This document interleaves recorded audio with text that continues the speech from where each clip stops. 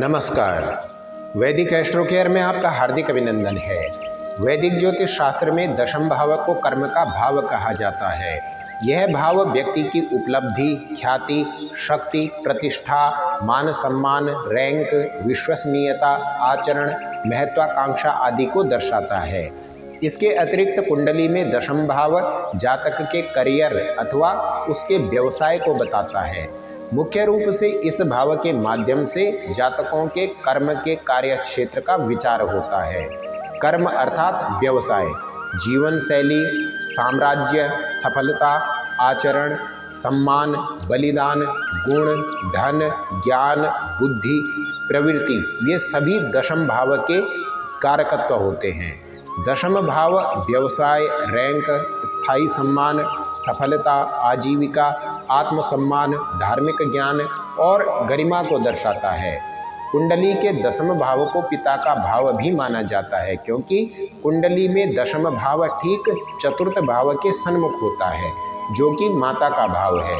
पिता को गुरु माना जाता है और कुंडली में नवम भाव गुरु का बोध कराता है। अतः नवम भाव को भी गुरु के साथ साथ पिता का भाव भी माना जाता है। ऋषि पाराशर जी के अनुसार नवम भाव पिता का भाव होता है और दशम भाव पिता की आयु को दर्शाता है।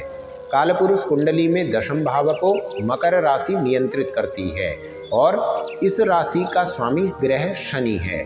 कुंडली में दशम भाव से व्यापार, समृद्धि, सरकार से सम्मान, सम्माननीय जीवन, पूर्व प्रतिष्ठा, स्थायित्व, अधिकार, एथलेटिक्स, सेवा, बलिदान, कृषि, डॉक्टर, खजाना, शक्ति, नैतिकता, दवा, गोद ली गई संतान, शिक्षण, आदेश आदि चीज़ों का विचार किया जाता है।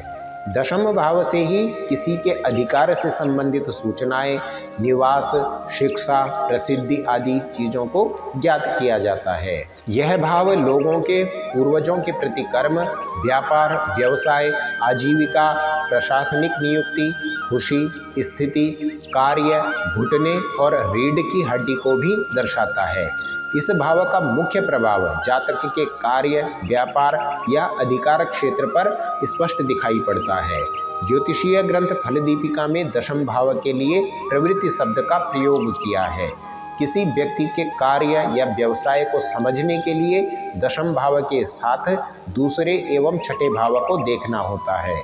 कुंडली में षष्ठ भाव सेवा, रूटीन एवं प्रतिद्वंदिता की व्याख्या करता है, जबकि द्वितीय भाव धन के प्राप्ति को बताता है। दसवें भाव को कर्म स्थान के रूप में जाना जाता है।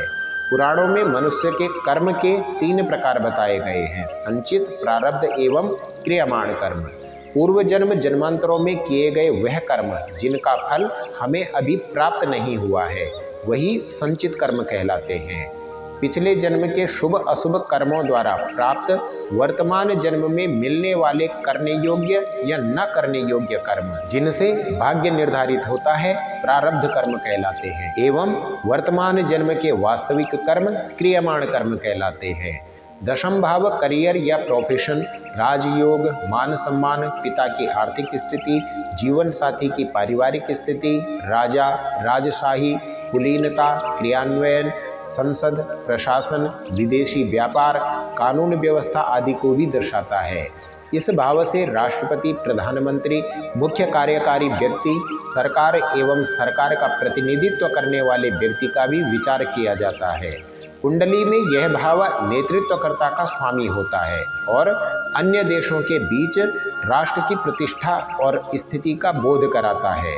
वैदिक ज्योतिष शास्त्र के अनुसार कुंडली का दशम भाव किसी राष्ट्र के सर्वोच्च अधिकार क्षेत्र को भी दर्शाता है। दशम भाव वाणिज्य मंत्रालय, राजा, सरकार, सत्ता, कुलीनता और समाज के उच्च वर्ग आदि को भी दर्शाता है।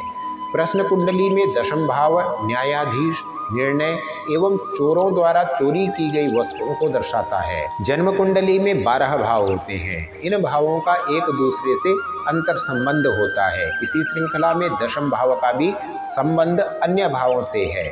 दशम भाव जातक के पेशे या अधिकार को नहीं, बल्कि कार्य के वातावरण को दर्शाता है।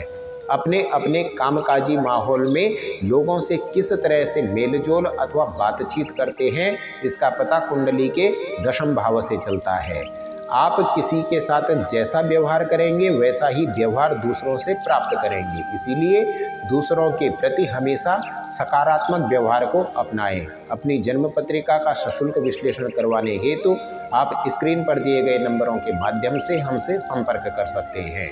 वैदिक एस्ट्रो केयर आपके मंगलमय जीवन हेतु कामना करता है। नमस्कार।